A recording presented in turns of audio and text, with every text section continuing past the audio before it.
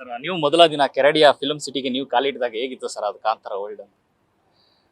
ಕೆರಾಡಿ ನಮ್ಗೆ ನಾವು ಅದು ಸಿನಿಮಾ ಸ್ಟಾರ್ಟ್ ಆದಾಗ ಬಿಗಿನಿಂಗ್ ಎಲ್ಲ ಬೇರೆ ಟಾಕಿ ಪೋರ್ಷನ್ಸ್ ಅದು ಇದೆಲ್ಲ ನಡೀತಾ ಇತ್ತು. ತುಂಬಾ ಒಳ್ಳೆ ರೀತಿನಲ್ಲಿ ಬರ್ತಾ ಇದೆ ಅಂತ ಕೇಳ್ಪಡ್ತಾ ಇದ್ದೆ. ನಮಗೂ ಒಂದು ಆಸೆ ಇತ್ತು, ನಮ್ಗೆ ಯಾವಾಗ ಕರೀತಾರೆ ಅನ್ನೋ ಥರದ್ದು ಒಂದು ಕಾಯ್ತಾನೆ ಇದ್ದೆ.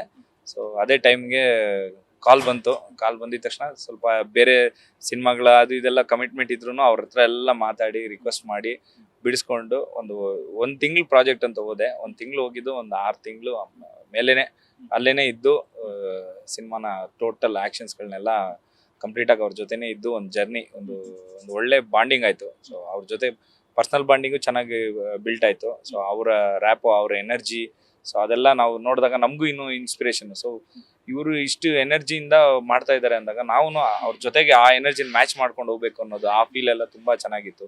ಮತ್ತೆ ಎಲ್ಲರೂ ಒಂದು ಸಿನಿಮಾ ಮೇಲೆ ಇರೋ ಪ್ರೀತಿ ಎಕ್ಸ್ಟ್ರೀಮ್ ಆಗಿತ್ತು. ಯಾರೋ ಬಂದು ಸರಿ ಓಕೆ ಬೆಳಿಗ್ಗೆ ಬರಬೇಕು, ಸಂಜೆ ಹೋಗ್ಬೇಕು, ಆ ಥರ ಫೀಲ್ ಯಾರು ಇಲ್ಲ. ಬಂದಿದ್ದೀವಿ ನಾವು ಏನೋ ಒಂದು ಅಚೀವ್ ಮಾಡಬೇಕು ಅನ್ನೋದು ಪ್ರತಿಯೊಂದು ಜೂನಿಯರ್ಸ್ ಇಂದ ಹಿಡಿದು ಲೈಟ್ ಮ್ಯಾನ್ ಇಂದ ಹಿಡಿದು ಆರ್ಟಿಸ್ಟ್ ಆಗಲಿ, ಫೈಟರ್ಸ್ ಆಗಲಿ, ಎಲ್ಲರೂ ತುಂಬಾ ರಿಷಬ್ ಸರ್ ಮೇಲಿರೋ ಪ್ರೀತಿ, ಕನ್ನಡದ ಮೇಲಿರೋ ಪ್ರೀತಿ. ಸೊ ಅದರಿಂದ ಎಕ್ಸ್ಟ್ರೀಮ್ ಎಫರ್ಟ್ ಹಾಕಿದ್ದಾರೆ ಎಲ್ಲ.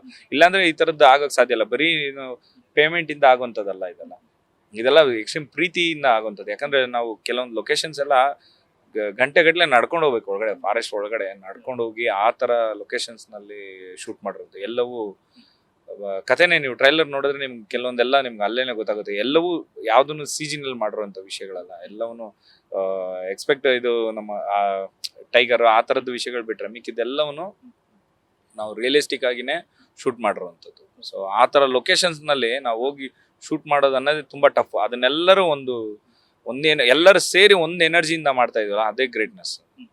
ಸರ್ ಇಲ್ಲಿ ತನಕ ಕಾಂತಾರ ಅಂದ್ರೆ ಒಂದು ಡಿವಾನ್ ಅಂತಿತ್ತು, ಅದ್ರ ಜೊತೆಗೆ ಈಗ ಆಕ್ಷನ್ಸ್ ಕೂಡ ಸೇರಿದೆ. ಸೊ ಎರಡನ್ನೂ ಬ್ಲೆಂಡ್ ಮಾಡಿ ಕತೆ ಹೇಳೋದು ಮತ್ತೆ ಸಿನಿಮಾ ಮಾಡೋದು ಬಹಳ ಕಷ್ಟ. ಯಾಕಂದ್ರೆ ಈಗ ಟ್ರೈಲರ್ ನೋಡ್ತಿದ್ದಂಗೆ ಆಕ್ಷನ್ ಅನ್ನೋದು ಈ ಸಿನಿಮಾದಲ್ಲಿ ಎಷ್ಟು ಬಹಳ ಪ್ರಾಮುಖ್ಯತೆ ಇದೆ ಅಂತ ಇದು ಕಾಣಿಸ್ತಿರುವಂಥದ್ದು.